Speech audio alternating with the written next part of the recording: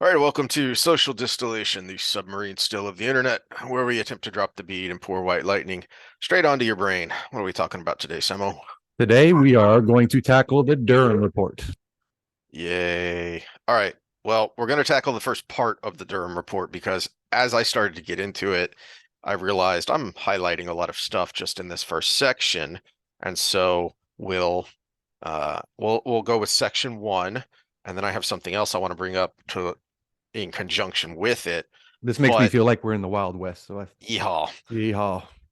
Uh, but just in the first section, and the first section is just like the acknowledgments and the definitions and the prologue, the laying out, the foreword to the book. And this is something you learn uh as you get into higher level study, especially in grad school.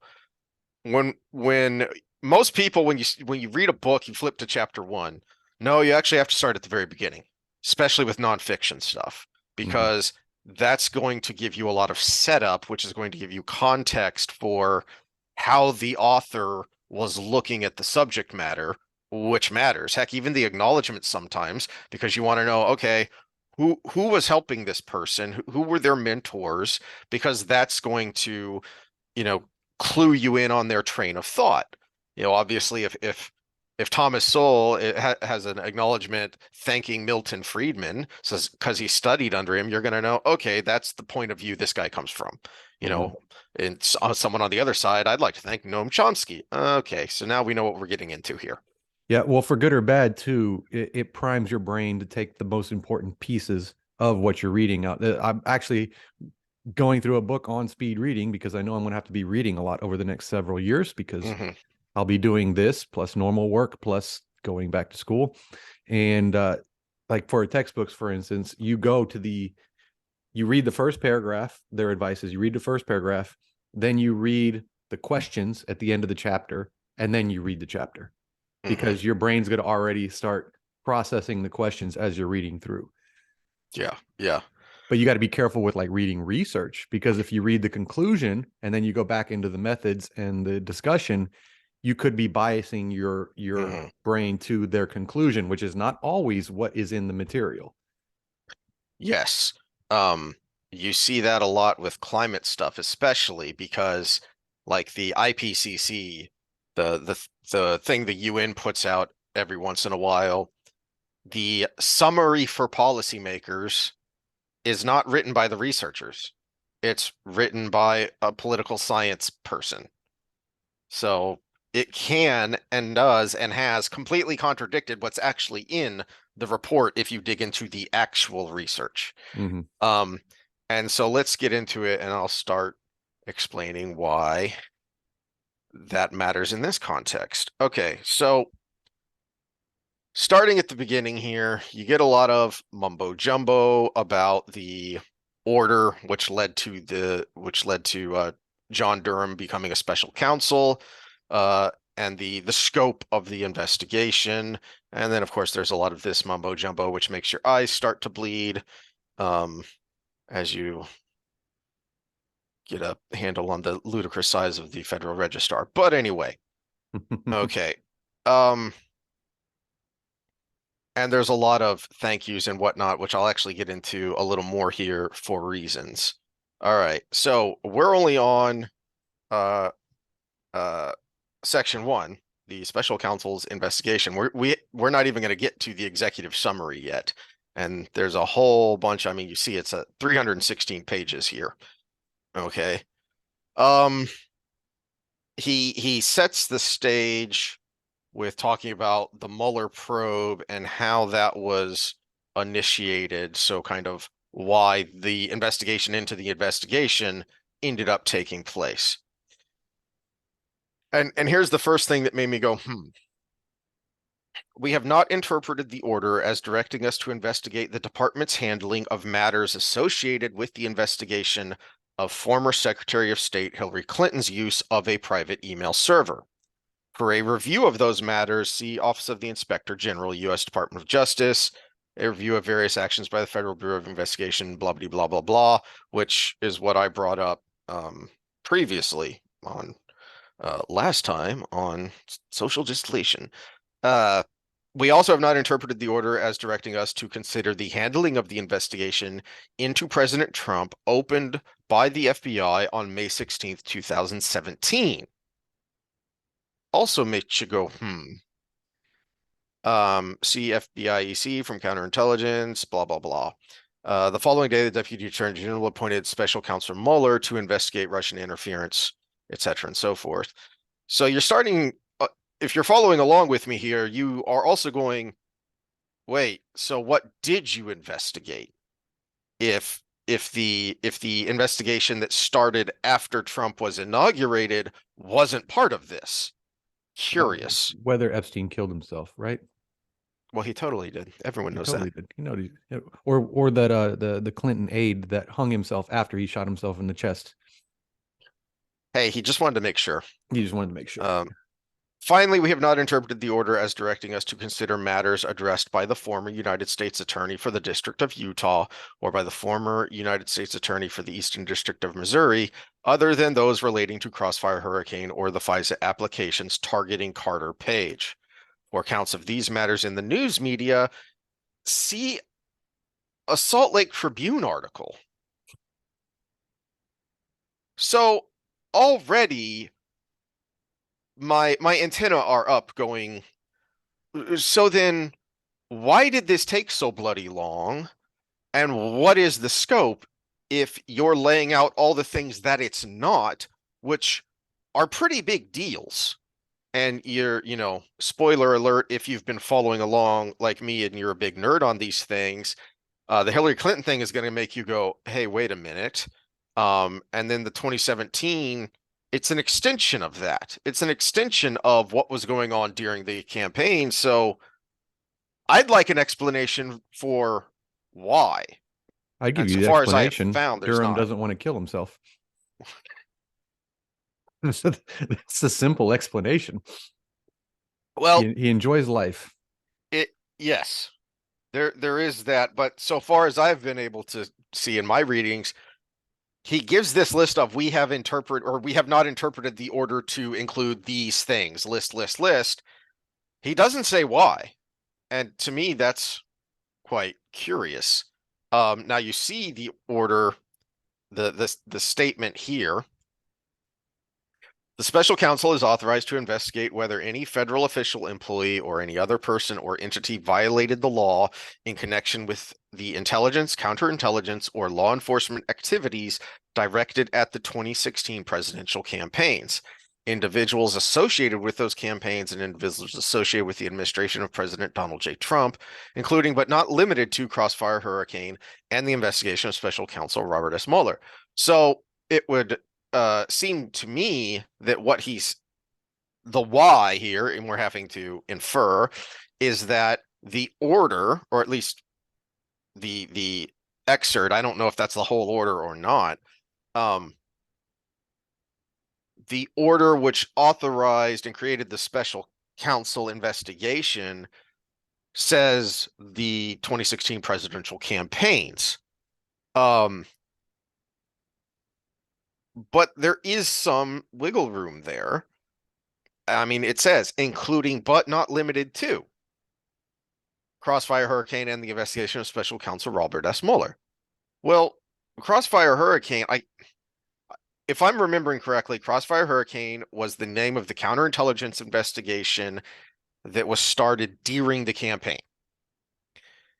There was another investigation that occurred after Trump was inaugurated, starting in 2017. But even to a layperson, you just look at that and you think, well, wait a minute, all they did was change the name of the investigation. It's basically still the same investigation. So why didn't you look into it? The only if I'm giving him the benefit of the doubt, and he points out a little bit of this here, is that the Inspector General's report that I referenced a while back did cover some of that at least, but it should still be referenced here because it matters, because it is connected. Well, I just finished the Epstein documentary, And Which one? the one on Netflix, Okay. four part series, the Okay. Yeah, I Filthy haven't gotten into Rich. that one yet. Yeah, Yeah. it's actually really well done. And do you remember who Trump's lawyer was during the first impeachment? No, Dershowitz. And I did not remember that. Dershowitz was also Epstein's lawyer during his trials going forward, Curious. and he's the power guy. And in the documentary, of course, there may be a bias or whatever, but one of the major players who was a female picked up at Mar-a-Lago claims that Dershowitz had his way with her as well. And so we've got this incredible ring of things going Hmm. on. Why are all these things happening? There's definitely probably something related to that under the surface as well,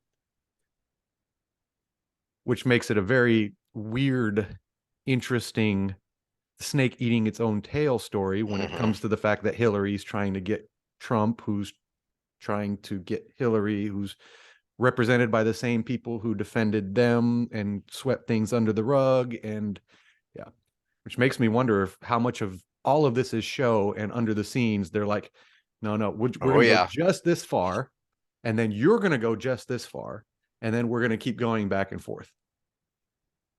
It's the I don't remember who I heard first say this, but they refer to it as the Uniparty. Mm-hmm.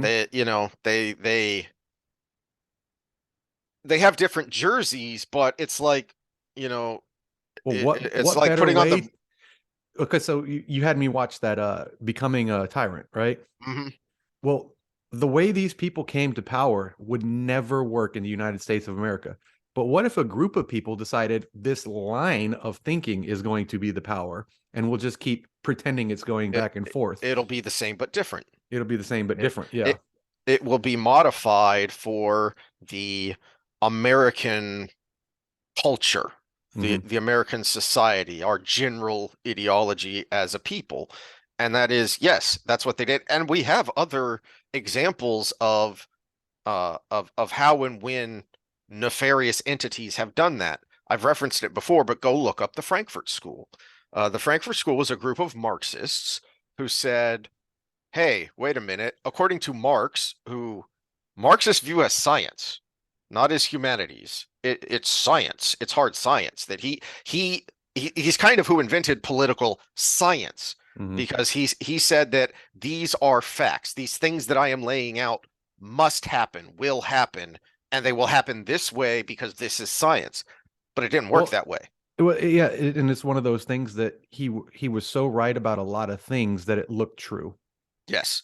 You- And specifically with the Frankfurt School, the big one was the workers' revolution was supposed to start in Western Europe. It was supposed to start in Germany and France because they were the most primed for it, according to Marx's theories. Except he underestimated the free-loving will of the French.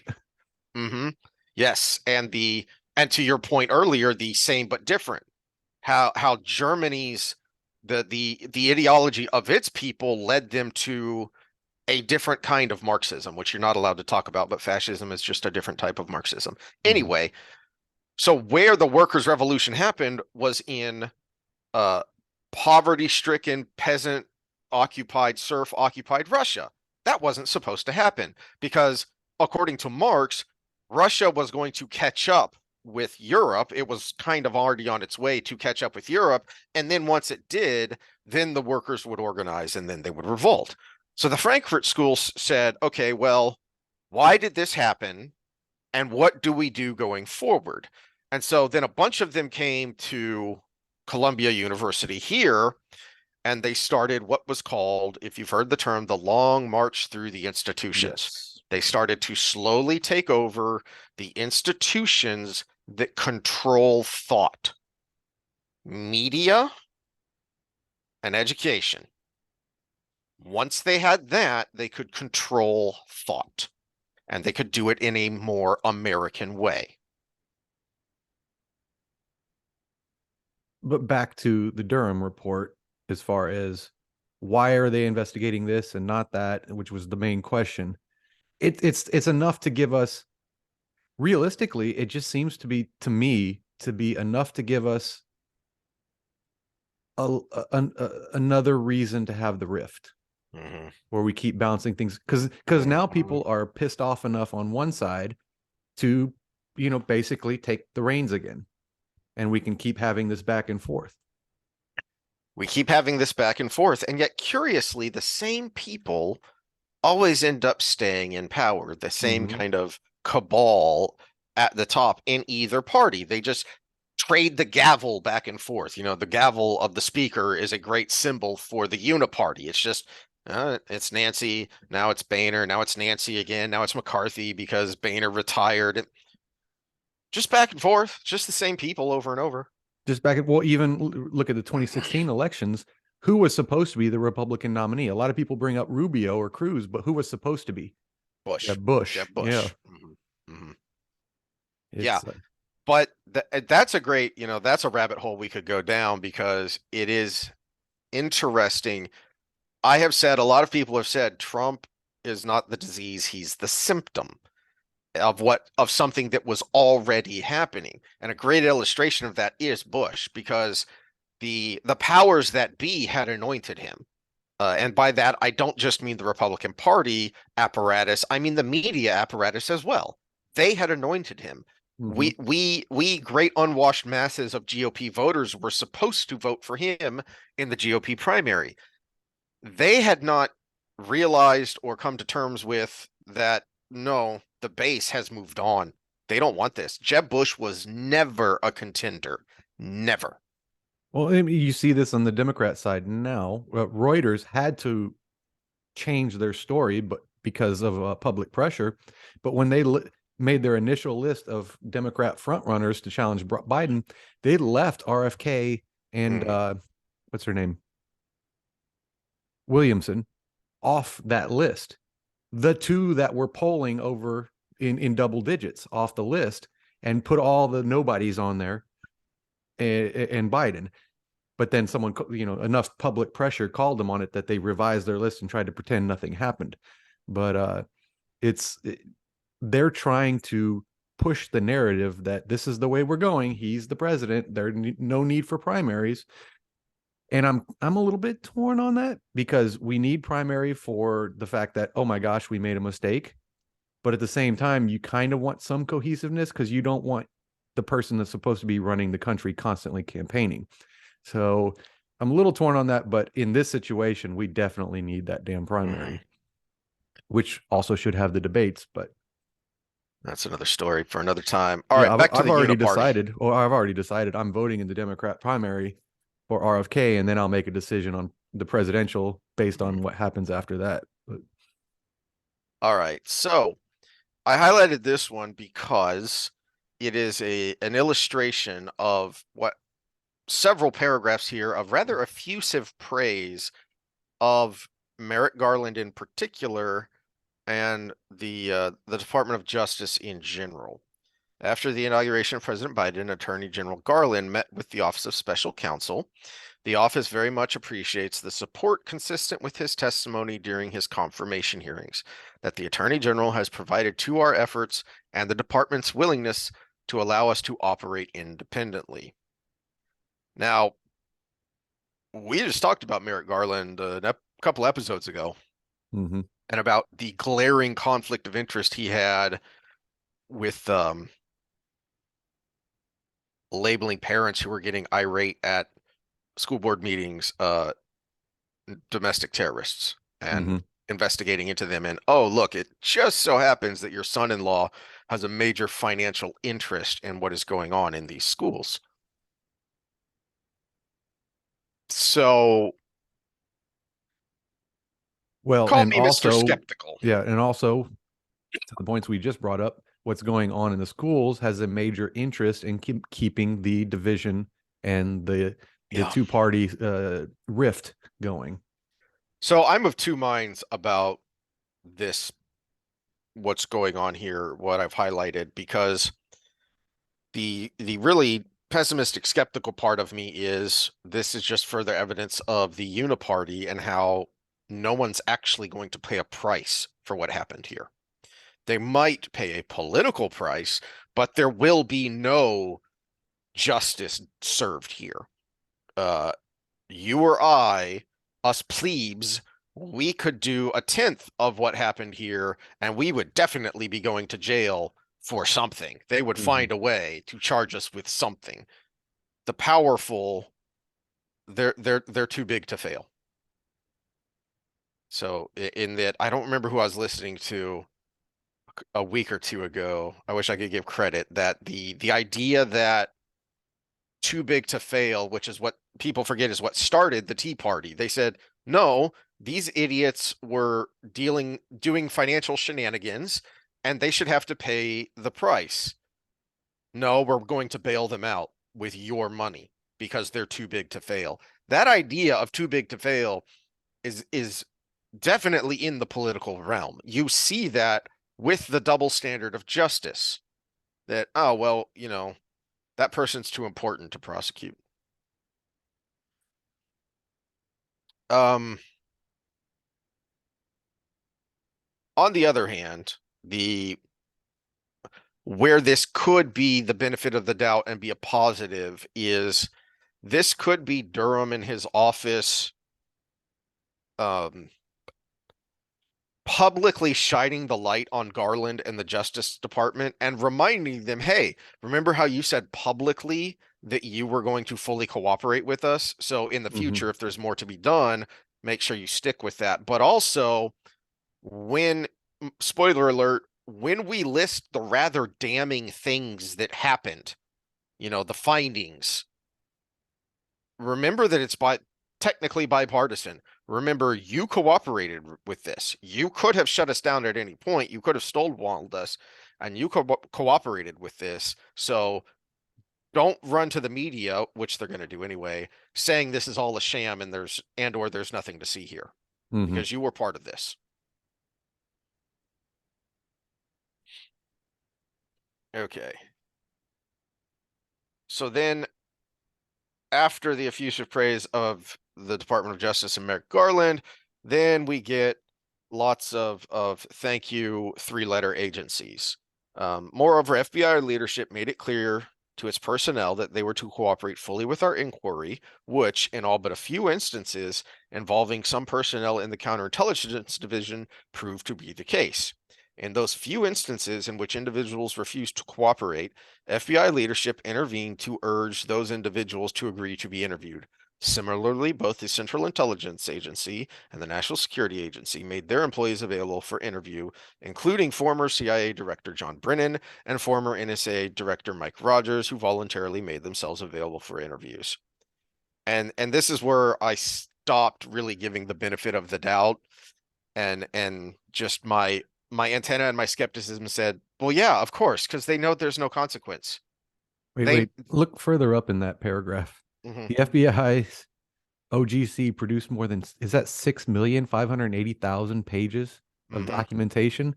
That to mhm. me sounds like we're going to bog you down with so much that it takes forever for this to be done.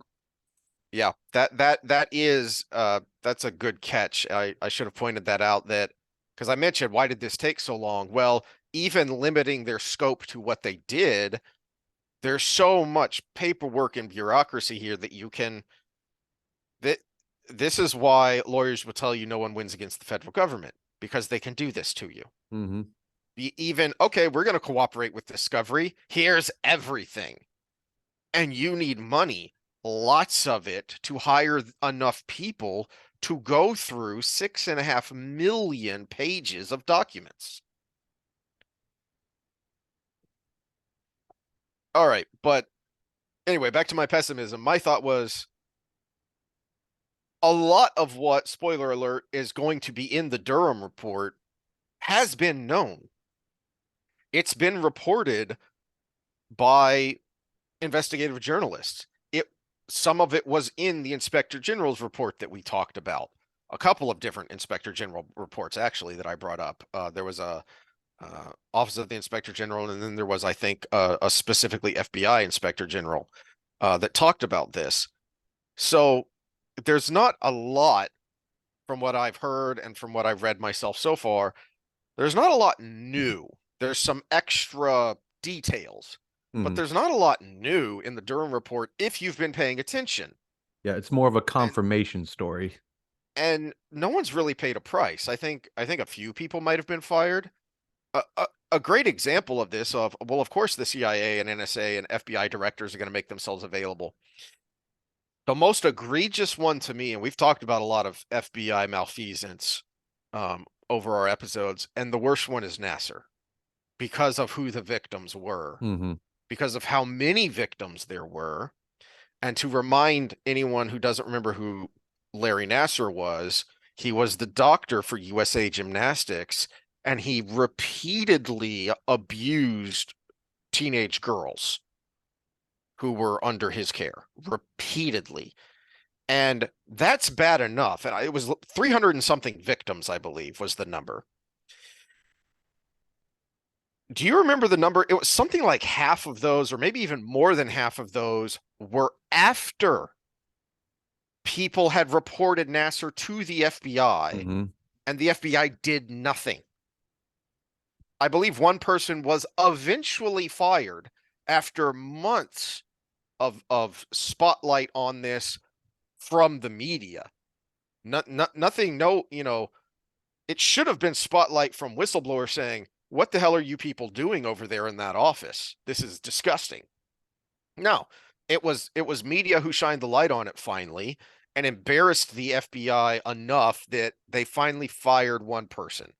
And if I recall I think even correctly, more egregious is the Parkland shootings because that kid was reported to the FBI for things he had, threatened to do and was willing to do, and they did nothing, and now kids are dead. yeah, the the only reason Nasser is the worst to me, is worse than Parkland to me, is because there was also an egregious local law enforcement failure there. This Well, I is think an what makes it FBI more egregious jurisdiction. is they knew what he was doing versus someone who was threatening to Yes, do something.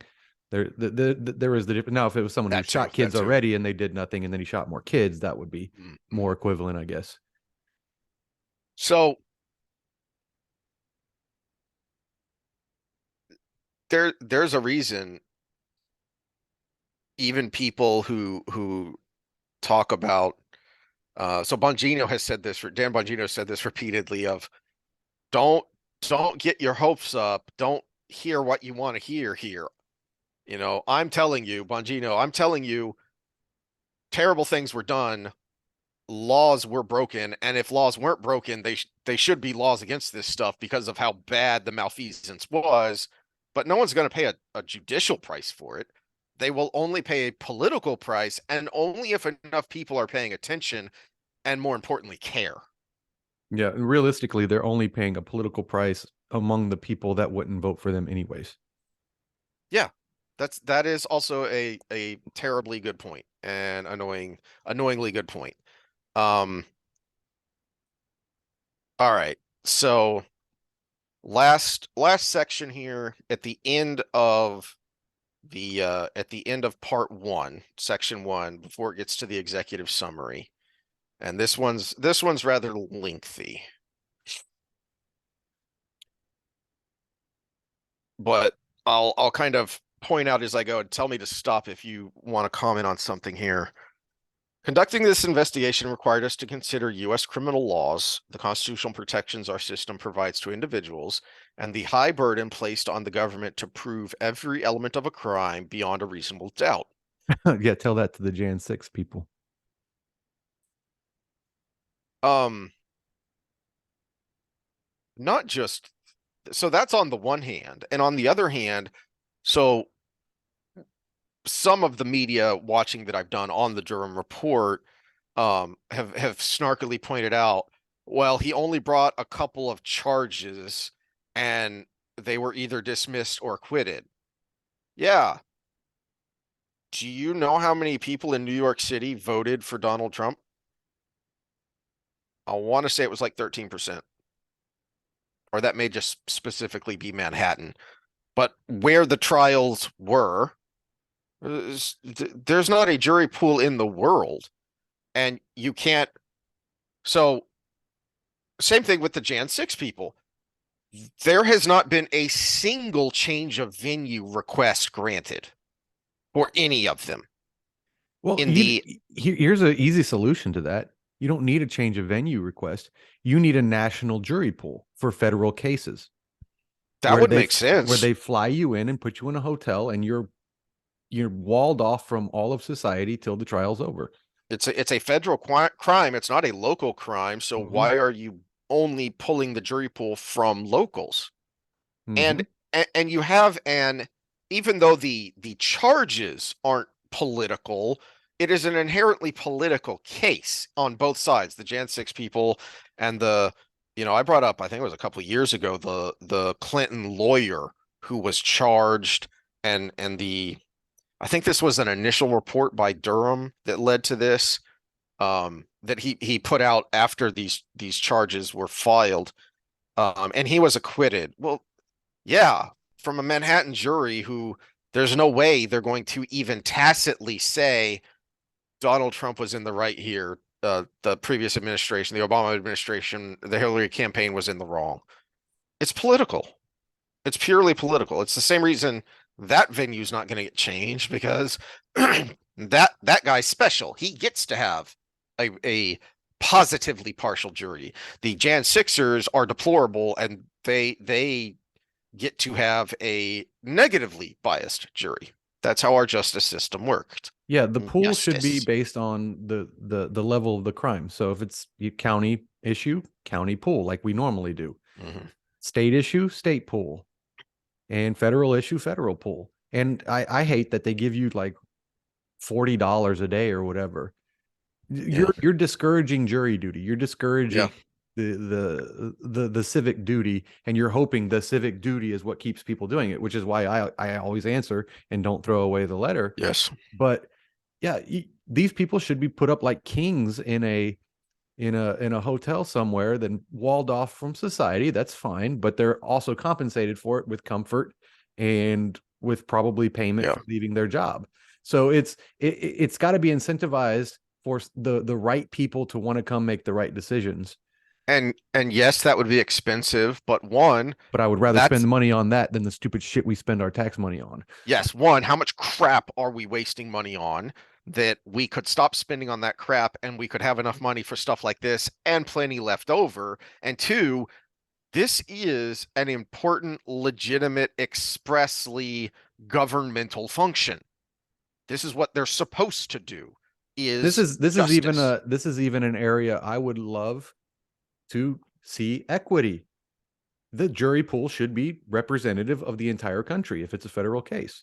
What is the percentage of, this and that and the other, whether it's race, whether it's ethnicity, whether it's religious views, all of these things should be kind of, we need to be able to come to a decision that is irrelevant to all of those things. It's Yeah. only relevant to the facts of the case. Shoot, Now, we should just get juries of Jehovah's Witness because they are by their religion apolitical. So they take no political opinion on anything. So they would be the that's perfect interesting. jurors. They're, they Or the Amish they would because be they don't even know the news. they're the American Swiss. Yeah, we should grab just Amish people for our jury pools for because they wouldn't know if anybody in this world doesn't know who Donald Trump is, it's going to be an Amish person. Yeah. Yeah. All right, the next couple of sentences are interesting and important. Uh because of those media saying, well, there are no charges, there's nothing to see here. Well, I think that's part of what this is addressing. Moreover, the law does not always make a person's bad judgment, even horribly bad judgment, standing alone, a crime. Nor does the law criminalize all unseemly or unethical conduct that political campaigns might undertake for tactical advantage, absent a violation of a particular federal criminal statute. And that's kind of what Bongino and other people have been ranting about is what was done here was so bad. If it doesn't technically break any law, then what's the point of law? Because there were some gross violations of the most basic laws. I mean, clear violations of the Fourth Amendment. So at the very least, and this, there's going to be quite a few. I'm not a lawyer, so maybe we need a lawyer to explain things here, but at the very least, I would think there is a strong civil case for Carter Page, Trump. I forget the other person that got roped into this. Uh, uh, Papadopoulos. Papadopoulos, was it? Did I get that Yeah, name right? Papadopoulos Yeah, is in there. I don't know what specifically, but yeah. So he was a major, and I think he is suing the FBI. But there's a certainly a civil case to be made here for the violation of civil rights. My frustration is that kind of a violation shouldn't just be a civil violation. You, someone with this much power, people that are granted this much power and authority to destroy someone's life, they need to pay a personal criminal penalty when they destroy someone's life. It it shouldn't just be civil, in large part because those people never actually pay the cost. It's like when you sue a police department for misconduct. Well, you're not suing the person who perpetrated the misconduct. You're suing the citizens because they're the ones footing the bill. well, It's not going to be the individual. to piggyback on Bongino, it's a cultural thing in the entire society as well. I've made this statement before and I'll make it again. If we treat reputational damage like reputational violence like physical violence, the prisons would be 50-50, male and female. And realistically, what happened here was Hillary Clinton used reputational violence to basically destroy these people's lives. Mhm. But we don't have laws that protect us. We have libel laws, but they're so easy to get around. Yes. That Finally, in almost all cases, now this one really put my antenna up. And again, some lawyer needs to explain this to me because the government is required to prove a person's actual criminal intent, not mere negligence or recklessness, before that person's fellow citizens can lawfully find him or her guilty of a crime. The office's adherence to these principles explains in numerous instances why conduct deserving of censure or disciplinary action did not leave the office to seek criminal charges. So there he is saying what I said, which is this is a defense of the, well, you didn't bring charges. Yeah, well, a lot of this is just sleazy, unethical behavior. It's not, we couldn't find a criminal code to charge you under. But the sentence before that makes me go, wait a minute.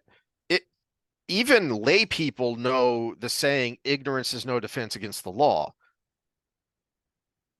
I mean, now well, sometimes it should be, we but have different degrees of punishment for the ignorance uh-huh. versus the premeditation, but the nature of the crime is still the same. If I kill somebody, it could be anything from manslaughter all the way to kill somebody that's not self-defense, I should say. It could be anything from manslaughter all the way to murder one. But my intent is what determines the punishment at that point. But I'm still guilty of killing somebody that didn't deserve to die. That's still there. So we still should be legally charging somebody with something, and how much punishment they get is determined by what the intent was. Yes, yes. That so to me, that sentence is more uh justice for thee, but not for me. Oh yeah, Because that was I was going to use that statement a couple sentences ago, but mhm, we kind of got off track a second. But yep. yeah, But you try and do that, normal citizen of, well, I didn't know. Again, once we get into the specifics, the conduct here was really egregious. And if the defense of these various agents was, oh, I didn't know there was an actual statute against that. I thought this was just bureau policy that I might have been bending or breaking. Yeah, you tried that. Now we've all heard uh, you know, statistics thrown around of the average person breaks this many laws every day or week or whatever because there are just that many laws on the books. And there are times when, wait a minute, You're arresting me for selling milk to my neighbors. I didn't know that was illegal. Yeah, that should be a defense because that's stupid. That shouldn't be a law. And it's no reasonable person would think that's a law. But you try using that as your defense. It might help you get acquitted if you have a sympathetic jury of your peers, but that's not going to stop someone from that's not going to stop an attorney from charging you. Mm-hmm. But you reverse the flow when people are trying to take down these high power people. Mm-hmm. They're trying to dot every I and cross every T because they know if they mess one thing up in the conviction process that they're losing it because money and power. This next paragraph, just the first thing I thought of was Comey's October surprise that wasn't supposed to be an October surprise, but I don't want to go down that rabbit hole of his press conference laying out the investigation into Hillary Clinton's private email server and laying out all of these things that were wrong, and then concluding with, but no prosecutor would pursue these charges, so I'm not going to recommend to the Department of Justice that charges be filed. Wait, what?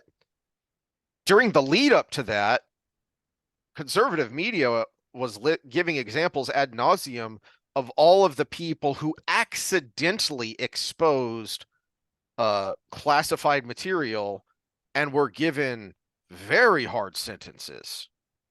So again, justice for thee, but not for me. Mm-hmm. And that's what this next paragraph screams to me. There are also reasons why, in examining politically charged and high-profile issues such as these, the office must exercise and has exercised special care. First, juries can bring strongly held views to the courtroom in criminal trials involving political subject matters, and those views can, in turn, affect the likelihood of obtaining a conviction, separate and apart from the strength of the actual evidence, and despite a court's best efforts to impanel a fair and impartial jury. See times that has happened in San Francisco and Chicago and Detroit. Second, even when prosecutors believe that they can obtain a conviction, there are some instances in which it may not be advisable to expend government time and resources on a criminal prosecution, particularly where it would create the appearance, even if unfounded, that the government is seeking to criminalize the behavior of political opponents or punish the activities of a specific political party or campaign. At the same time, prosecutors should not shy away from pursuing justifiable cases solely due to the popularity of the defendant or the controversial nature of the government's cases. And then he cites the principles of federal prosecution, which actually lays that out. Justice for thee, but not for me. Because again, that is happening. Mm-hmm. We've referenced the Jan Sixers, but I'd forgotten this, that the Hillary Clinton campaign was charged with basically doing exactly what Trump is being indicted for in New York by this partisan hack attorney, district attorney. The Clinton campaign settled with the FEC for $100,000 fine for doing what Donald Trump is being criminally prosecuted for. Oh, we had another example of that with the files in Biden's garage. Files in Biden's garage. Yep. The tapes from Clinton's presidency. But it was for his memoirs, so he could have all these classified tapes that Yeah. So the problem with that paragraph, Mr. Durham, is one, it's already happening, but it's all one-sided. And two, that kind of attitude is just going to make the problem worse because you're just enshrining in, if not law, regulation, that politically connected people can do whatever the hell they want. Mm-hmm. That's going to really color how I look at the rest of this report. And it's going to really infuriate me when we get to the stuff where we start seeing the specific examples of how the hell is this not a crime? Mm-hmm. Well, and even still, you've got, DeSantis out there saying he's going to eliminate the fourth branch of government. And it, Vivek, I probably believe a little bit more because he's an outsider coming in. But this kind of, and Trump saying it as well. But we still, as people, normal people who aren't privy to all this, don't know if they're just going to chop a few heads off of these more well-known people and replace them with the same thing because they don't want to lose that. Yeah, that was one of the replies to the Durham report. It was either the FBI specifically or uh the Justice Department put out a statement basically saying, yes, but this is why, because basically saying what I'd said earlier that the media is saying is there's nothing new here, let's move on, that this was all uncovered by the Inspectors General report, which resulted in the FBI instituting numerous policy changes that will prevent something like this from happening into the future. I can't believe you could say that with a straight face since it is happening right now. Mm-hmm. Again, Jan Sixers. Look at what's happening with Trump. Look at The what's guys not I brought happening up with last Biden. time, the protesters I brought up The last time, protesters, right. So it is happening, but possibly us being on a list somewhere. yeah, set that aside. Set aside all the examples we have and could list. You were the problem. The FBI, the Justice Department was the problem. So they get to fix themselves? Mm-hmm. Well, they get to investigate themselves. They get to fix themselves. They get all of these little things. What happened? What happened to a government by and for the people? LeBron James gets to call his own fouls. It's Yeah, that's exactly it. So last thing today on this issue is it occurred to me that, all right, something that's referenced a lot, that has been referenced in the public and was mentioned in that introduction number of times, were the FISA court applications. And it occurred to me, well, instead of just talking about it, we should go to the source and we should see, okay, well, what does the law actually say? What is this bill that we've all heard so much about?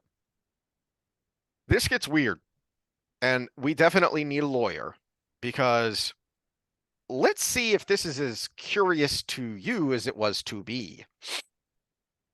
All right, so here you have it. You can find a PDF. You can download a PDF from a .gov website that of the full bill, foreign intelligence surveillance, um, from Title 50, War and National Defense, 50 USC, Chapter 36. All right, and it gives all the subchapters, and there's a ludicrous amount of legalese, and there's, hold on, wait a second.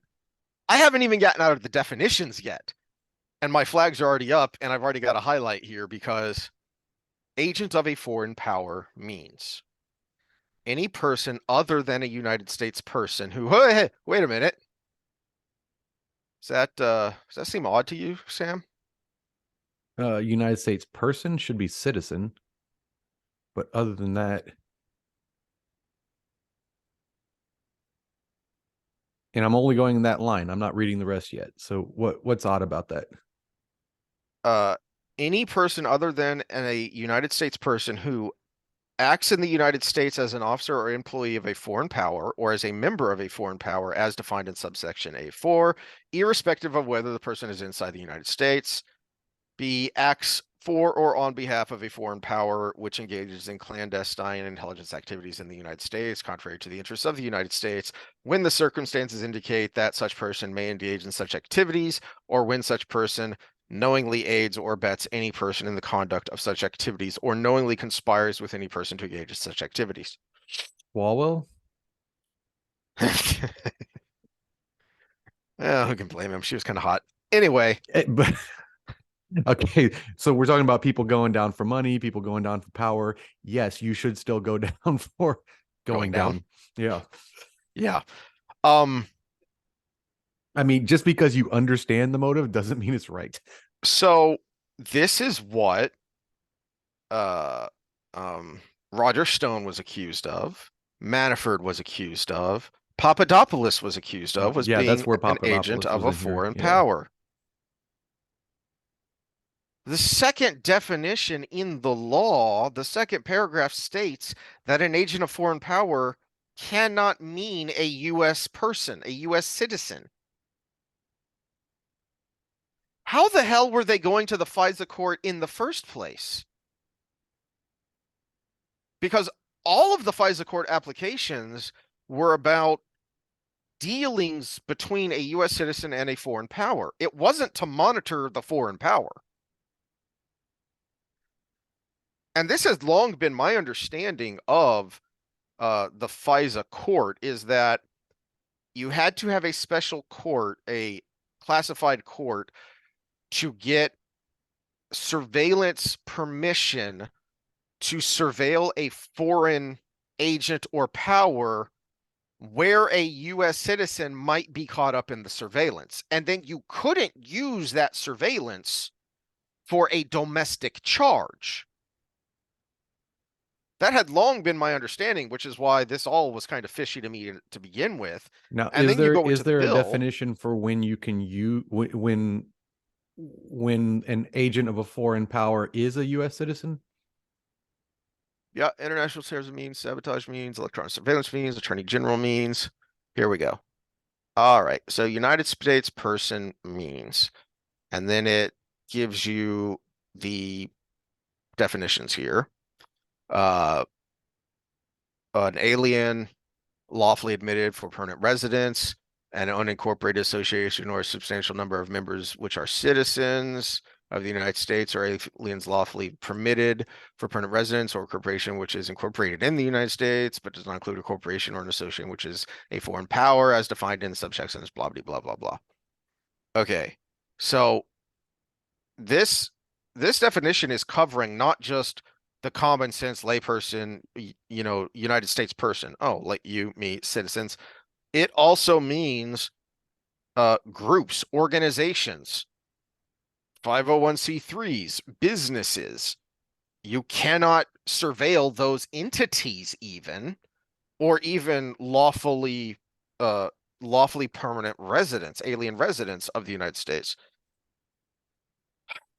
So then I thought, well, let's what does that mean? All right, United States person. Um, What if I'm so Dragonkin? Am I a United I States person? it's a fair point. So I did a search and I said, okay, well, maybe there's some exception here or an amendment or something that allows a surveillance warrant to be issued by a FISA court for a U.S. citizen, for a United States person. Maybe I'm missing something. I started clicking through everything I find where United States person is mentioned is a protection of United States persons.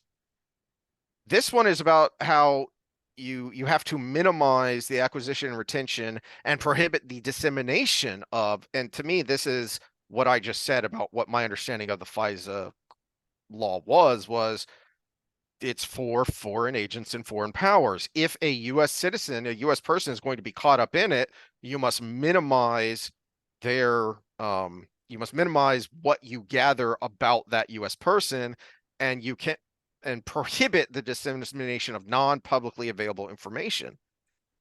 Same thing here. This is the definition. Zipping along.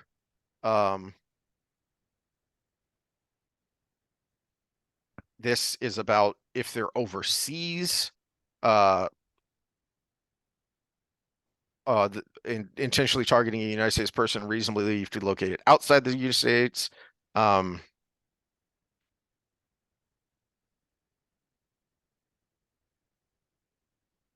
let's see. This is again protecting a United States person, that there's no substantial likelihood the surveillance will include a United States person. Um, government applications, this is about compensation, unless such surveillance may involve the acquisition of communications of a United States person. Again, protecting U.S. persons' communications. Why? Because a FISA court is entirely secret and is entirely one-sided. There is no uh, uh, adversarial system within the FISA court. So you are supposed to have extra protections to make sure that this power was not abused to violate the Fourth Amendment on U.S. persons. Again, no United States person may consider foreign power an agent of foreign power solely upon the basis of activities protected by the First Amendment to the Constitution of the United States. And you were specifically targeting a presidential campaign or people within a presidential campaign. You flip through here, and again, my question very quickly became, how was this used at all? So someone explained to me how the FISA court went from surveilling foreign powers and making sure that the warrants for that surveillance was not a matter of public record because there's sensitive intelligence and counterintelligence information here that needs to be remain classified, versus we can just call someone an agent of a foreign power and go surveil them. Interesting. Yeah, the plot thickens. The plot thickens. Yeah, so they're if a Russian agent. We can do this, but they're also a U.S. person, so technically they can't. So if somebody knows and can find in that legalese that made my eyes bleed how that changed, where the amendment is or whatever, then yeah, please, cut and paste and tell me the page number so I can go look at it. There's got to be something somewhere, because there has to be avenues to investigate your own citizens under certain circumstances. Now, I want those circumstances to be as minimal as possible, but someone like the Oklahoma City bomber would have been nice to know, right? The people showing up for a counter protest, you've gone too far. So we should have something in place, and there's got to be something in place in there somewhere. But yeah, it's I would like to know that as well. And from what I remember when we talked about the IG report a while back, the inspector general mentioned that there are all these protections, but they're regulations, they're not law, they're regulations. And so that makes me wonder, saying that out loud, well, maybe something regulatory happened here that they are using to supersede the law, which does happen. So there are all these regulatory mechanisms in place to protect American citizens because it's not an adversarial system and it has to remain secret. And maybe they were completely ignored. Maybe they declared a state of emergency within the system. Could be. So that was something that's how they bypass all the other laws. And I remember, as Sam Harris said, if a asteroid is hurtling towards Earth, we have to do whatever it takes to make sure it doesn't hit us, just like Donald Trump. That was his explanation. The question that's never asked in those interviews. Orange man bad is as bad as an asteroid. Yeah, the question never asked is, explain how he is equivalent to this other emergency you are using the analogy for. That is the question never asked. And that would be the question I asked. And I would put a suffix on it. I would say, and don't use refusing to transfer power because you were doing this before that. All of the cabal actions with Time Magazine were done before he lost the election. So you can't use that. Now, that could be your support if you have other things, but you can't use that. Yeah, first and foremost, we need to talk about what was going on and being said before the election ever happened. Especially because he did that because he could feel the other things. He was wrong on the specifics, but he could feel the other things. He knew there was something against him, and he was just wrong on what it was. Yeah. But, so final thought here. What I was about to say is I should have thought of this a second ago when we were talking about the FBI getting to investigate its own self and regulate its own self and change its own self, so we're all fine here. Stop looking at us. Wh- Wait a minute. The Inspector General noted a couple of years ago that you just ignored all of the standard FISA protocols. So you were already ignoring the protocols, and now we're supposed to believe that because you've instituted more protocols that everything's going to be fine now. Mhm. We are an incredibly dumb people if we don't pay attention to this and demand something be done about it. Because that's how the FBI and all of these agencies and all these politicians get away with it, is that there's no demand for accountability. Well, let me bounce something off of you and see what you think about this. We have the head of the FBI, the head of the NIH, all that stuff appointed by the president or the powers that be. They're appointed positions because they're supposed to be apolitical. Mm. But the problem is they're appointed by a political entity. So, well, we're not going to get out of politics. So why don't we have it like the local sheriff? It is an elected position. And when you're doing shenanigans like this, we can just vote you out.